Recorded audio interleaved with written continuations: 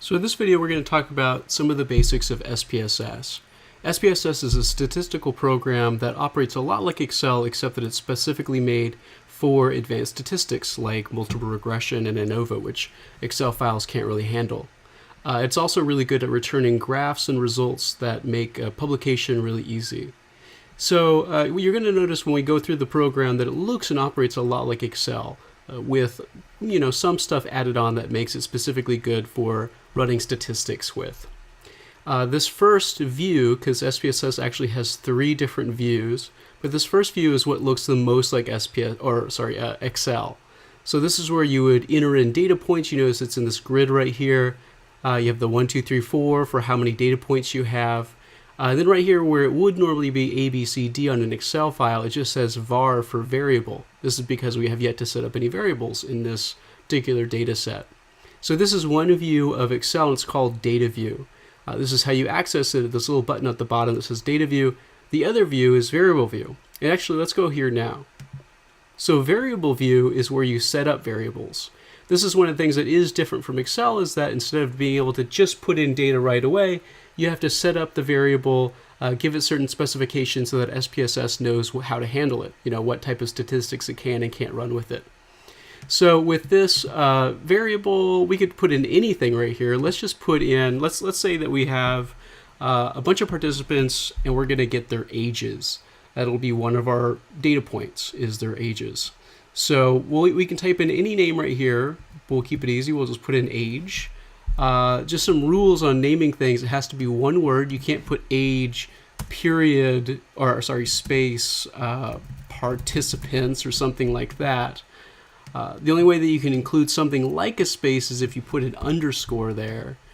But one key thing is just to keep your names as short as possible. That way, your printouts look nice. It doesn't crowd things out. So we'll just put age. And if you hit enter, it's going to automatically fill in a lot of the different input variables here. Now, all of these are set in a pretty standard way that works with most statistical analyses and most variables. One thing you'll notice right off the bat is it types this as numeric. So most of the variables that we're going to deal with in class are numeric. Otherwise, it would be hard to use statistics on them. But once in a while, you'll use a string variable. For example, if you're just taking someone's name, and that's really impossible to convert to a number in any sensible way, you would make that a string variable. But we're going to, for the most part, stick with numerical variables. You don't need to worry about width or decimals, just shows how many decimal places it shows. But let's go ahead and change the label of this. So the label is just a little bit of script that we can view later. It doesn't have anything to do with the how the variable is treated by SPSS, but it just reminds us of what the variable is. So we can just put it in age of participants. And again, we can put in anything here. It doesn't really matter. Values, missing, let's see what else is here. Input type or role. We're going to keep all this the same for right now. Let's see. Yeah, we'll keep all that the same. Okay. So now that we set up our variable, you can go to Data View, and right here, instead of saying var, it has age. So this is where we can actually enter in data. And, rarely are we going to actually do this by hand. Usually we'll collect maybe survey results that automatically get stored into an Excel file.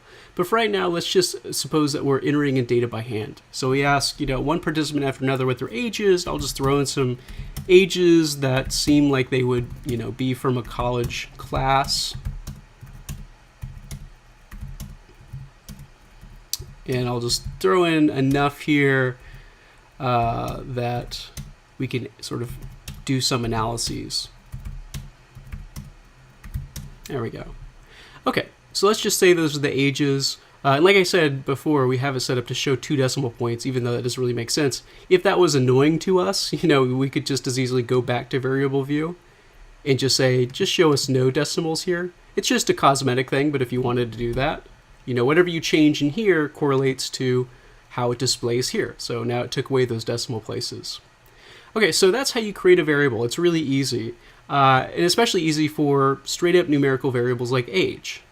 But let's say that we had a variable that was more psychological and one that we had to convert to numbers. So let's say we had a question like, what's your gender? That's one that we ask all the time. So here we can name it gender. And again, we can name anything we want, but I like to just keep it simple. And right here we go gender of participants. So we need to enter this in as a number. Like it says here, this is going to be a numeric variable. In order to use any statistics on it, like a t-test, to maybe check if there are differences in age between men and women, or would check between differences in anything between men and women, we need to enter men and women as numbers. So the way you do that is you go to values. If you click on this values box, you get this little box here with the ellipses. Now click on the ellipses. And what you're going to be doing is assigning numbers to words that that really capture the variance of participants. So obviously the variance of gender is male or female. It's pretty simple. And we can assign any values to that we want. The coding scheme that I find most researchers use, that's just easy to think of, is 0 for female and 1 for male.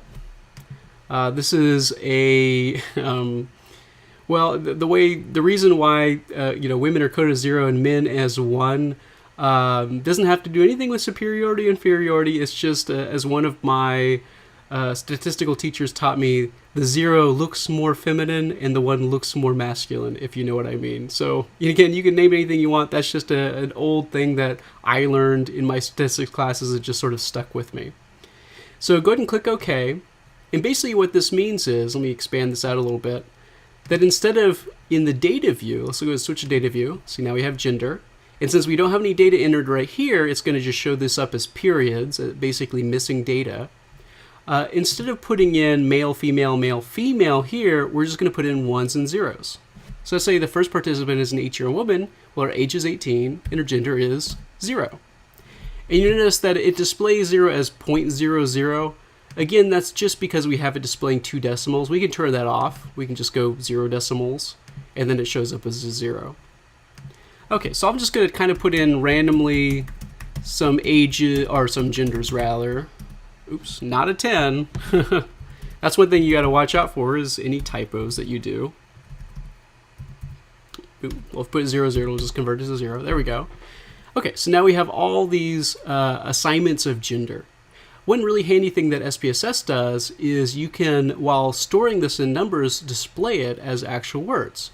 So since you put in the variable view that 0 equals female and 1 equals male, SPSS, if you click on this little button here that it goes from in one direction a 1 and the other direction an A, it'll take those 1s and 0s and convert it to the values that you and I would understand, basically male and female. So again, I like to turn this on just so to remind myself what the numbers mean, but this is still encoded as 0s and 1s, which is important to keep in mind, especially when we start doing statistical tests later on. So if SPSS asks you what 2 groups would you want to compare with this variable, you wouldn't type in female versus male, you type in 1 and 0 to compare male versus female. Okay, so those are 2 ways to enter in data. One, just numerical data points. One, where it's actually you're entering in numerical data points, but they represent verbal data points. And let's go ahead and create one more variable that we can kind of play around with. Let's say weight. I like weight because it's one you can make easy conversions with. And again, we won't worry about decimal places. We'll put that at 0. And here we'll put weight of participants, and really important thing here we can put in pounds. So this is a really good reason to have a label right here, is to put down how you're measuring weight, whether it's in pounds or kilograms. Now weight is itself a numerical value, so we don't need to put anything for values. So again, I'm just going to put in some weights. I'll just, not that random. Let's see, try to put it in random here. It's hard to actually do things randomly because you have to think about it. Not 400, let's see, 5, 8, 140.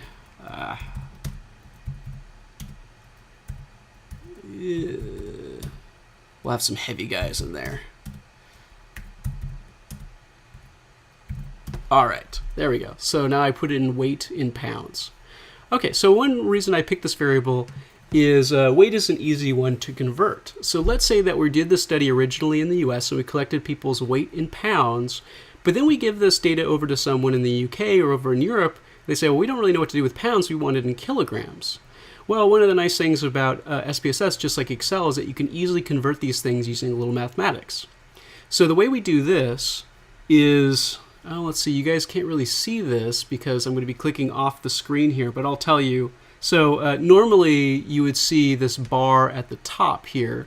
It would say something like SPSS, File, Edit, View, Data, Transform, Analyze, all that kind of stuff.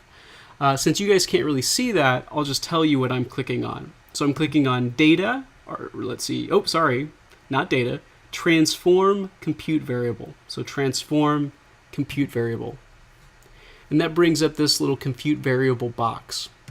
So this operates a lot like Excel functions in that you can convert one variable to another using, or convert one value to another using a little bit of mathematics. So in this case, what we want to do is create a new variable. We'll call it weight kilograms, or KL, or I guess it would be kg. And then the way we're going to do this is we're going to take in an existing variable here, weight. And the way you convert pounds to kilograms is you take pounds and then divide them by 2.2. So if you're, well, I can't do that kind of math in my head, but let's say you're 220 pounds. Oh gosh, I can't even think with, dividing by 202 is kind of hard, but 220 divided by 2.2 would equal, 100 pounds exactly, 100 kilograms exactly. Okay. All right, so here we're going to, again, we're just putting in the variable that we want to convert, using the mathematics to convert it, and then we click OK. This is, by the way, is the third view of SPSS, which is the output view. We'll ignore that for now and just pay attention back to this data view. So here what it did for us is it created this new variable, weight, kg, or kilogram, and then it converted all of these pounds over to kilograms. So if we go variable view here, you notice it didn't put in anything other than what we assigned to it, which is just a variable name. We might want to put in a label called weight of participants in kilograms.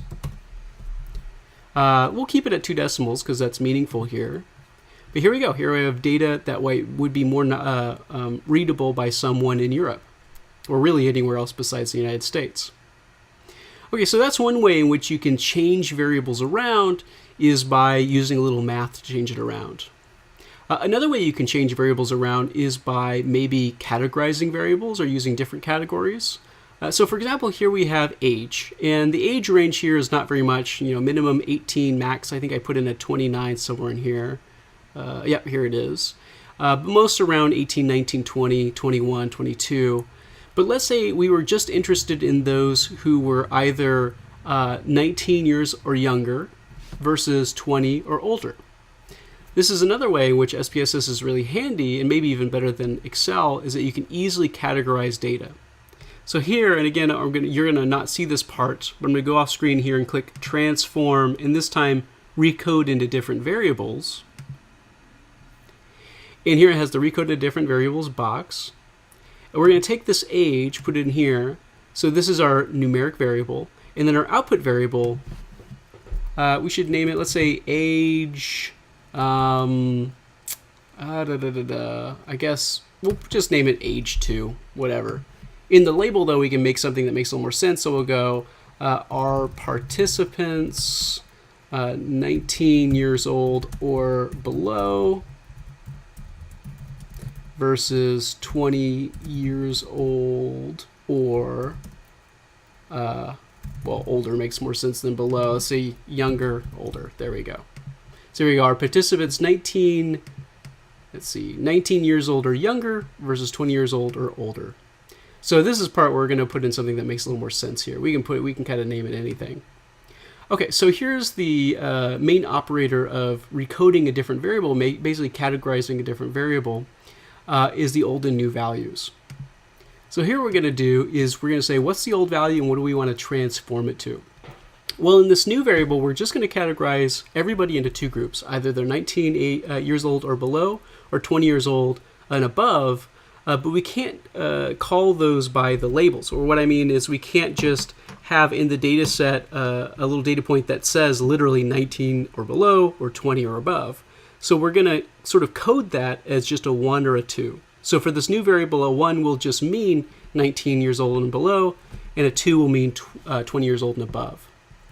So here, if we have someone who is 18 years old, then we're going to categorize them as a 1. So the old value is going to be 18, so if they're age 18, we're going to recategorize them as a 1, which in the new variable will mean 19 or below. If they're 19 years old, we'll also categorize them as a 1. Now, if they're 20 years old, that's of course in the second category, so if they're 20 years old here, we're going to categorize them in the new variable as a 2, meaning that they're 20 or above. Same goes for if they're 21, 22. Now you also already notice things will be a little cumbersome. So we don't really want to go from 20 all the way to 29. And what if we had a big data set where people might range from anywhere from 6 years old to 106 years old? Well, this would be a really cumbersome procedure. So let me show you a slightly different way to do this that really does the same thing. In fact, let me go ahead and just remove all these. So instead of adding a conversion rule for each individual value, you can also do range of values. So we could go 1 through 19. Of course, we don't have any 1 years old, but it captures everyone 19 and younger as being in this first category in the new variable, the 19 and below. And likewise, we can use 20 all the way to 120. It doesn't really matter. 120,000 doesn't really matter. It just captures everything after 20 is going to be in our second category, which of course is going to mean people 20 and over. So that's just a quicker way of converting a lot of different scores into one category. Let's go ahead and click continue, and then OK. I think it will ignore this window for now and go back to this one. So here you go. So here it has age 2. And if they're 18, 19 years old, it's going to categorize them as a 1. If they're 20 or over, it's going to categorize them as a 2. So here we have 1s and 2s, even though we have this button selected because we haven't assigned 1s and 2s any sort of verbal meaning yet. So we can do that by going to variable view. And I suggest whenever you create a new variable, go to variable view and see if there's anything you want to change. So we actually already added this little label here. So our participants 19 years old or younger versus 20 years old or older. But let's go ahead and give these 1s and 0s meaning for us. So the value 1, like I was saying before, is 19 years old or younger. And the value of 2 equals 20 years old or older. It's as simple as that. And also, since we're just doing a 1 and 2, let's go ahead and get rid of the decimals. It doesn't really matter, but hey, it cleans things up a bit. Now if you go to data view, it indeed has it as 19 years old or younger or 20 years old or older. So why might we want to categorize this way? Well, maybe we want to find out, what our demographics look like in terms of age and gender. So how many males do we have that are 19 years or younger versus 20 years or older compared to females? Well, there's lots of different ways to return that result back. But before we get to a comparison, let's look at the most simple sort of numerical feedback or result that you can get, which is called a frequencies chart. So again, I'm going to go off the screen here and click on Analyze, Descriptive Statistics, and then Frequencies. Also, if you check in your worksheets, you'll see these same things put down as pictures in the worksheets of how to find all this stuff. But again, you go to the toolbar at the top, you just click on Analyze. One of the drop-down menus is called Descriptive Statistics, and then one of the windows within that drop-down is Frequencies. So you click on that, it brings up the Frequencies table. And I'll see if for future videos I can get this toolbar on the top instead of on a separate screen. All right, so let's first off just see how many women and men we have and how many people 19 years old or younger versus 20 years old or older we have. So we can put in as many variables as we want right here. Don't worry necessarily right now about these little icons. We might talk about that later, but it really doesn't matter. But what frequency table is going to do is whatever variables we put in here, it's just going to tell us how much of each type of value we have. And we can do lots of other statistics and things, but let's keep it simple for right now. Just put in the 2 variables and click OK. So this is when this window is actually going to have more meaning. So this, the window I've been neglected to talk about so far, is the output window. So within one window of SPSS, you of course have data view and variable view.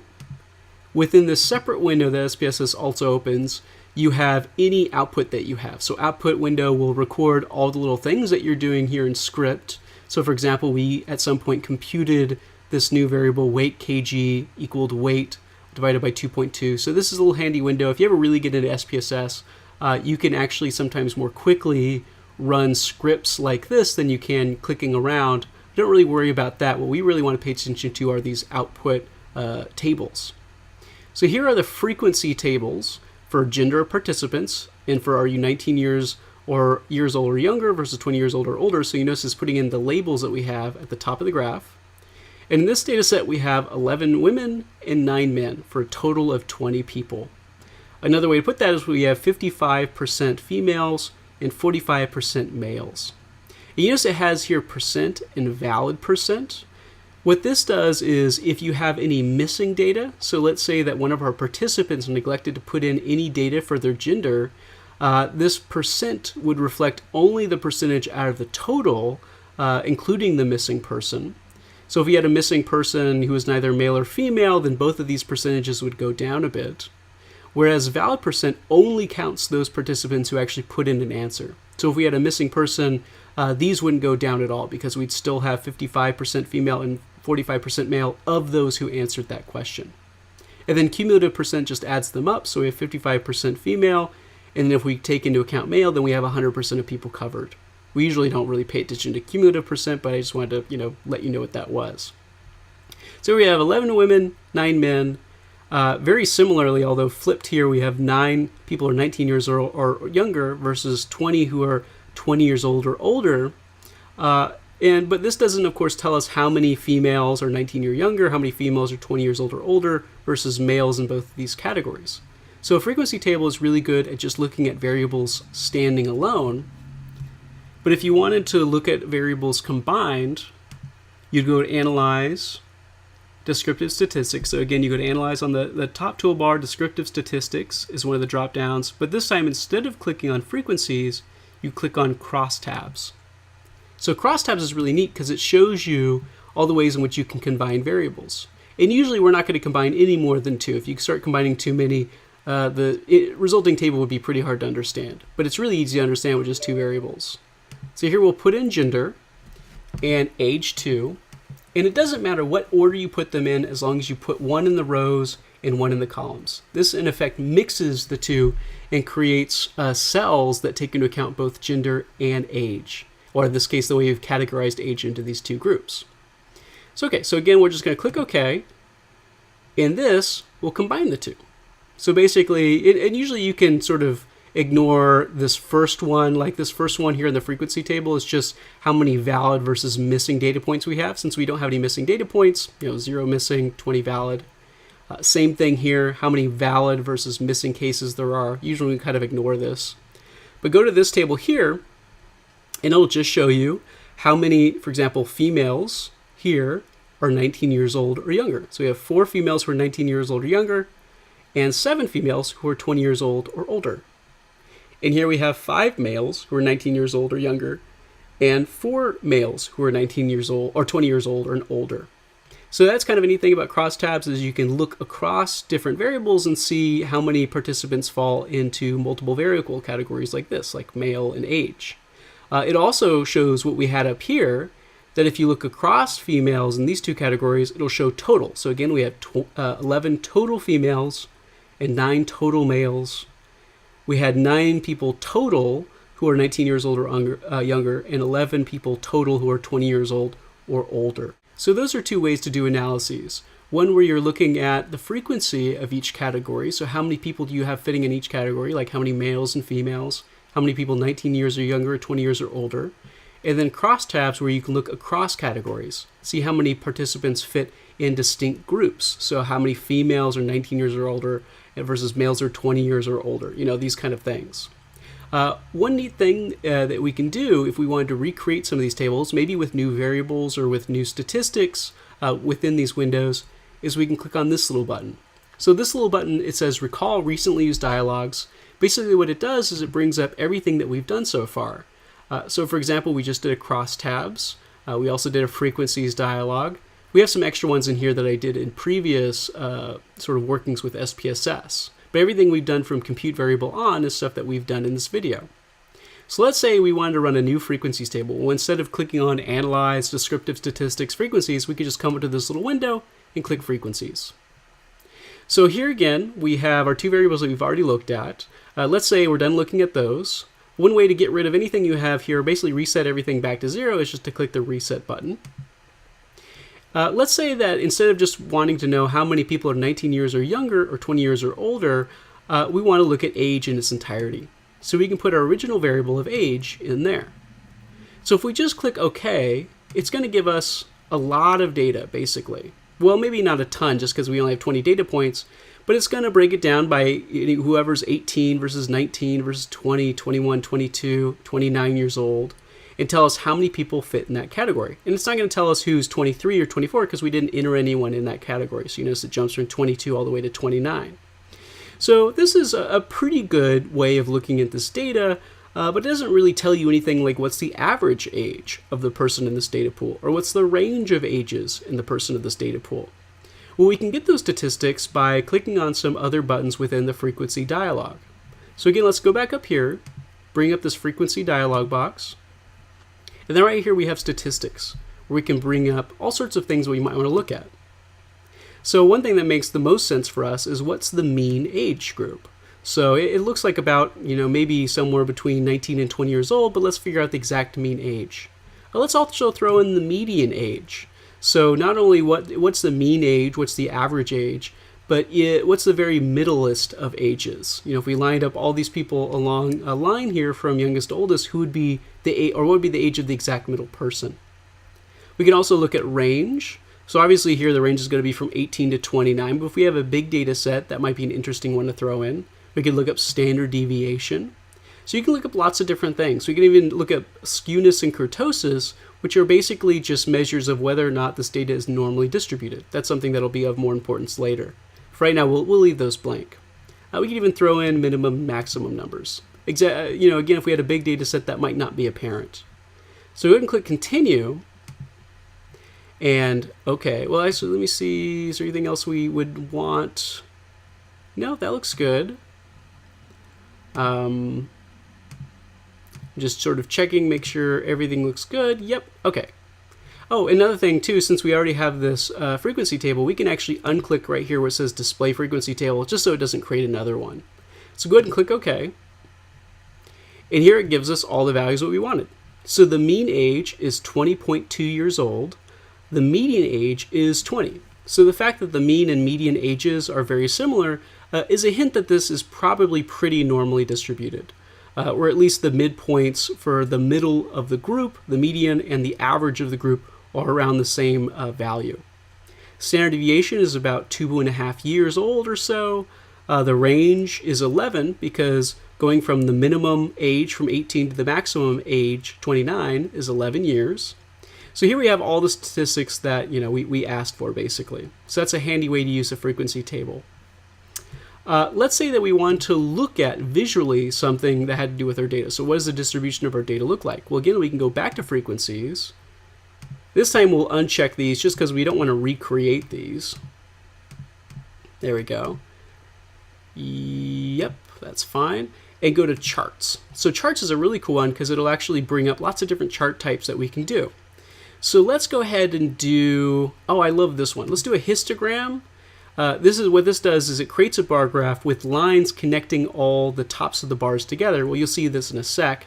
And it's a really good way to see if our distribution is normally distributed. And we can even show what a normal curve would look like on top of that histogram to compare the two. I find this a really handy one to use just to see if a variable is normally distributed. So go ahead and click Continue, and we'll create this histogram. And again, we have Display Frequency Table off because we already have that table here. We don't need to create another one. So we'll go ahead and click OK. So this might take a little sec here. It's processing. Here we go. So it looks like, and this is our histogram here with a normal distribution plot over it. It looks like our variable isn't that normally distributed. So we clearly have a lot more people on this side of the graph who are 18, 19, 20 years old. Again, 20.2 is about the mean, versus those who are 20 and above. The only one that really fits that bill, really drags out this distribution, is the 29 over here. So not really a normally distributed graph, but it's cool because it shows you exactly what the distribution does look like. So it also shows you some handy dandy things like the mean, standard deviation again, how many people we have in the sample, n equals 20. So I really like the histogram for that reason. But there's lots of other different chart types. So we could just as easily do, let me bring up frequency again, a pie chart. So here we can display the pie chart in terms of frequency, how many people are in each wedge of the pie chart. Let's go and do percentages. Let's mix it up. So what percentage of our participants are in each part of the pie chart? So go ahead and click continue and OK. And again, it'll create a whole different graph. You notice how great these are for, you could just publish this basically in a journal. So right here it says the ages right here. So those are 18 years old. And if we, let's see, double clicked on this, we can actually open up a chart editor right here. And we can do things like, well, again, you can't see this, but off of the side here, I'm clicking on elements and then show data labels. It brings up this dialog box. So if we wanted to show the data labels there, we could do that. It says right here, displayed percentages. And so we can see right here that 20% of our sample is age 18, 25% age 19, 25% age 20 on down. Of course, 5%, which is basically one person, 1 out of 20, is age 29. So there are lots of different things you can do with these charts. Double-clicking on the chart is a great way to sort of explore these because it brings up the chart editor and all the different things that you can mess around with. You can do the number format. So right here it says 20.00%. We don't really need those decimal places. So we could just set decimal place at 0. Whenever you change something, you just hit apply and it'll apply it to the graph. Let's see here. If we click over here, we could do all sorts of stuff. We could do the text style. Let's say we wanted this to be a different size. So we could do 12 and it'll up the size of all of these. And whatever element you click on, it brings up different things that you can change. So if I click on this, now I can change the size of these here. Let's say I want this to be a 20 and I have no idea what this is, but a Xylem font. Oh, fancy sauce. There we go. So you can just change everything. So you can also change the colors of these. So if I click on first the circle and then an individual wedge within that circle, I can change the color of it. So I could change this to a, well, you can do lots of colors. Let's see. I think there's even a way to do custom colors besides these, but regardless, we could change the color of it. So you can do lots of things to edit the charts. Those will be more important later, but I just wanted to introduce you to that concept. By double-clicking on the chart, it brings up ways to edit that chart. Okay. Oh, and also you can just close it, and by closing the chart editor, it'll save everything back in your output file, just the way it looks here. All right, so I think that's everything I want to show in this video, because again, I don't want to overwhelm people. I just wanted to sort of get them familiar with, or get you all familiar with how SPSS works. So just this little overview, we have the two views within SPSS. We have data view here, in which you actually enter in data. But remember, before you can enter in data, you have to create a variable in which to enter that data, and you do that under variable view. And usually when creating a new variable, all you're really going to do is give it a name, give it a label so it lets you know what it is. And then if it's a type of variable that isn't purely numerical, meaning that the labels that you're going to want to work with are, verbal, basically non-numbers like male, female, 19 years old or younger versus 20 years or older. It could be anything. It could be politically liberal versus politically conservative, whatever labels you want. You have to first assign each label an actual number in this dialog box here. And then when you're entering in that data, you want to enter it in as a number, but by clicking on this little button here, it converts all these numbers that you're actually entering in back into text in the way that you would recognize it. So again, this is the way the data is actually stored in SPSS, because it has to be stored numerically in order to do statistics with it and to reveal outputs with it. But I like putting on this little button right here so it shows up in plain English. So those are the two main views in SPSS. So data entry is pretty easy. And then we're going to be messing a lot with different outputs. And today I just showed you two basically. The frequency output. So basically the frequencies and the crosstabs. So frequency is great for doing things like looking up how many people are in each category. We'll sort of skip that. So another thing that frequencies can do is give you the mean, median, standard deviation, range, min, maximum, all these statistics given a different variable. It can even turn out cool graphs like a histogram comparing what our data looks like to a normal distribution, a pie chart. It can also create a regular bar graph. That was one thing I didn't show you. All the regular bar graph really looks like, though, is this minus the normal distribution thing. So those are some of the things the frequency outputs can do. And then I also showed you crosstabs here, which you can compare multiple variables. So how many participants fit into a specific category within multiple variables. And if I bring up this crosstabs thing, let's say, well, it wouldn't make sense to put in weight, but you could put in any amount of variables you want to here to compare, participants across 3 variables or 4 variables. I tend to like to keep things simple by just doing 2 variables, or else this table grows exponentially and becomes much harder to read. But this is, pretty easy. So on this side, you have females and males, 19 years and younger, 20 years or older, and it shows you each individual category. So you have 4 females who are 19 years or younger. Or in the total segment, it shows you we have total 11 females. So if you just do 2 variables, it keeps it pretty simple. So that's it for this video. And again, in future videos, I'll try to figure out how to get this toolbar up at the top here as opposed to on a separate screen so you can see exactly what I'm clicking on.